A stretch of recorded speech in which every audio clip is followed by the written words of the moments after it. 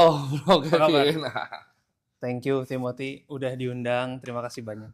Udah lama nih gue nggak bikin podcast. Terakhir kayaknya masih udah beberapa bulan yang lalu. Benar. Cuma waktu kita sempat ngobrol, terus gue emang tertarik juga buat bikin podcast karena menurut gue banyak cerita yang menarik nih yang bisa digarap. Mungkin kalau teman-teman audiens yang nonton gue mungkin masih Yang jadul. familiar. Iya, yang Audiens jadul jadul. nih, ini yang jadul masih familiar nih. Kalau kayak tim gue itu masih tahu gitu. Hmm. Nah, lu kan dulu sebenarnya influencer. Ya. Kita tuh terakhir ketemu yang udah lumayan lama, lu tuh sempet ke Bali kalau nggak salah waktu itu. Benar. Untuk off bener-bener off. Kabur, hilang, Hilang. udah pensiun istilahnya gitu. Iya, jadi kalau mungkin teman-teman yang tahu Kevin Hendrawan dulu tuh pernah kayak nge-review mobil orang juga. Iya, review teknologi sama Review travel. teknologi. Jalan-jalan waktu itu yang Jalan-jalan. banyak ya. Betul. Waktu itu kan lu sempat cerita ke gue bahwa lu udah dapat uang yang cukup buat bisa main di market. Betul. Nah, tapi itu filosofi awalnya emang dari awal karena dunianya entertain nih. Entertain. Lu bukan di finance, awal di entertain. Betul. Emang udah punya mindset bahwa oke, ini akan semuanya gue tabung untuk emang mau end game-nya di market atau enggak atau gimana? Oke. Pertama thank you dulu diundang Timothy. Gue kenal Timothy udah lama. Timothy ini selalu mensupport gitu. Gue inget gue bikin kantor, lu adalah orang pertama yang datang. Iya. Pagi banget, dan gue mulai YouTube lagi. Lu adalah orang pertama yang memberi selamat dan ngajakin podcast. So thank you so much. Ya background gue YouTuber. Sebelum YouTuber gue sudah mainan saham istilahnya. Dari situ gue melihat bahwa entertainment itu ada mentoknya. Kalau lu lihat the best figure-nya siapa kalau di Indonesia, lu akan lihat ada cap-nya di situ. Dan dari dulu gue bukan orang yang kayak lu kan menggeluti mencintai Warren Buffett, lu belajari semua. Gue cuma melihat dari apa yang terjadi aja gitu. Sekaya-kayanya orang di YouTube, mungkin lebih tajir yang punya YouTube gitu istilahnya gitu. Pasti. Jadi gue harus melihat kayaknya ada plafonnya gitu.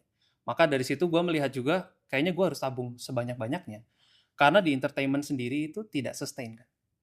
Gue numpang di platform YouTube, gue bisa digantikan kapan aja. YouTube-nya ganti algoritma aja gue bisa hilang, atau mungkin gue udah nggak update lagi, gue udah nggak laku lagi dan bisa hilang. Maka yang gue lakukan dalam karir gue itu ya gue menabung sebanyak-banyaknya dan hidup sengirit-ngiritnya pada saat itu supaya gue bisa naruh lebih besar di saham lah istilahnya kayak gitu. Cuman kan ibaratnya di entertain tuh nggak banyak yang punya mindset ke sana kan. Banyak kan emang mau di entertain, tapi lu bilang bener. Banyak yang 10 tahun lalu tuh topnya, sekarang tuh YouTube-nya udah turun banget. Bahkan nggak usah 10, 5 tahun lalu yang top-topnya, kalau kita buka YouTube-nya, view-nya tuh udah bener-bener hilang. Jadi subscriber 20 juta, view-nya tuh udah hilang. Rasionya jauh sekali dari subscribernya sama views. Betul. Itu udah lu lihat dari dulu berarti? Karena ya gue melihat memang entertainment itu kan mix ya. Ada artnya, ada seninya, tapi ada bisnisnya juga. Dan kebanyakan orang heavy di artnya, tapi nggak mikirin money management dan lain-lain. Dan mereka sibuk bikin karyanya aja, ketika mungkin zamannya sudah berubah dan lain-lain, akhirnya tergantikan dan dia nggak punya simpanan lagi gitu istilahnya. Jadi banyak yang nggak survive. Dari dulu mindset gue adalah ya gue memang mencari penghidupan dari YouTube, tapi dan goalnya di mana? Dan kalau gue lihat-lihat, I think investment adalah goal dari semua jenis pekerjaan dan semua bisnis, ujung-ujungnya kan akan nyemplung di investasi kan. Iya. Jadi ya why not menggeluti itu aja sekali. Sebelum kita masuk ke pemikiran marketnya itu kan udah lumayan jauh tuh. Lu mikir bahwa investasi end game-nya. Which is sebenarnya kalau kita lihat semua dari yang bikin Google, semua ujungnya bikin family office kan pasti. Yes. Tapi biasanya kalau gue lihat entertain nih biasanya, mereka ada satu step namanya bisnis bangkrut sebutnya mungkin ya. Jadi mereka punya audiens yang besar, lalu ditaruh di bisnis, biasanya mereka partner sama partner operasional, bisa bangkrut dalam waktu 3 tahun. Kenapa lu skip nih era bisnis bangkrutnya ini? Nggak pernah kepikir gue. Gak pernah mau bikin coffee shop, baju gitu, mungkin karena apparel. gue orangnya introvert, jadi gue berpikir gue nggak semudah itu berpartner dengan orang gitu. Dan melihat juga yang sudah-sudah ternyata, ya kan kita lihat di sosial media gampang viral kan, ternyata nggak sustain panjang gitu. Dan ujungnya sebenarnya kalau kita mau bicara bisnis, it's not about orang yang jualan aja, tapi produknya sendiri emang harus bagus kan. Dan dari sisi influencer, kita kadang-kadang nggak bisa take care dari sisi produknya, kita cuma bisa koar-koar dan bikin kontennya aja kan. Kalau yang dipasarin juga at the end barangnya kurang maksimal ya juga nggak survive akhirnya gitu. Dan yang kena reputation damage-nya kitanya kan. Ya udah banyak kan yang jualan teh-tehan, bikin kue segala macam.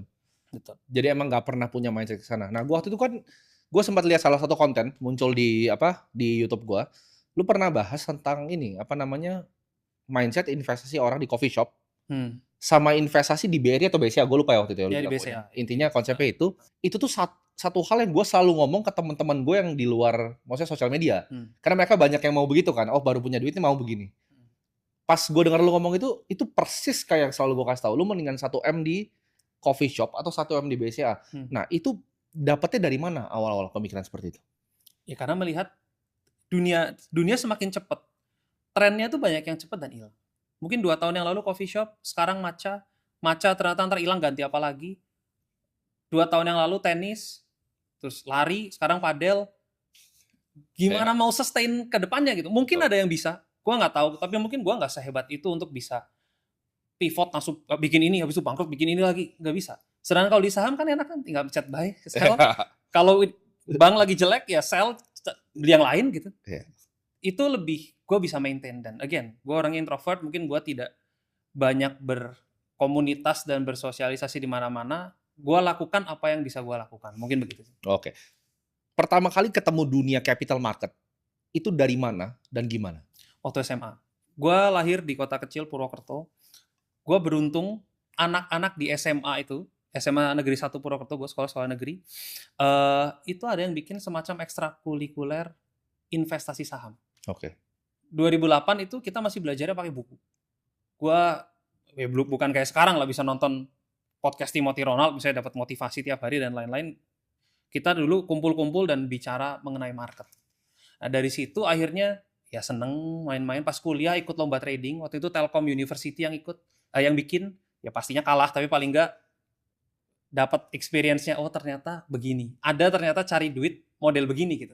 Nah dari situ akhirnya terpikir terus, kayaknya gue kalau punya duit, gue taruh di sini, Gue banyak mendapatkan experience itu dari pengalaman langsung gitu. Karena dulu gue di kota kecil, akses gue untuk informasi, akses gue untuk dapat buku-buku yang bagus, atau bahkan punya teman-teman yang sepemikiran itu nggak gampang. Gitu kan. Oke. Jadi awalnya dari situ komunitas-komunitas ya. Nah lu kan akhirnya pivot nih. Ibaratnya kita nggak usah ngomong angka lah. Lu kan punya income dari entertainment. Betul.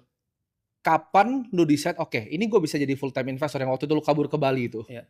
Dari poin itu sampai sekarang, soalnya lifestyle gue nggak berubah. Gue hidup begini-begini saja gitu. Gue nggak merasa dengan ditambahin duit lebih banyak, maka gue harus foya-foya dengan cara apa gitu. Sehingga di titik tahun 2020, waktu itu dari 2017 sampai 2020 itu kan sumber penghasilannya dari endorsan gitu kan. Banyak endorse masuk. Nah itu gue kumpulin semua, kumpulinnya udah kayak orang gila gitu. Maksudnya kayak terus kemudian 2020 pas pandemi, gue putusin kayaknya gue balik ke Bali. Dan di sana gue ada semacam studio kecil yang mana kalaupun gue mau ngonten ya masih ada, resource-nya masih ada. Nah sisanya gue pakai untuk berinvestasi, dan waktu itu momen jackpot kan, pandemi semuanya juga naik, pilih apa aja juga naik. Nah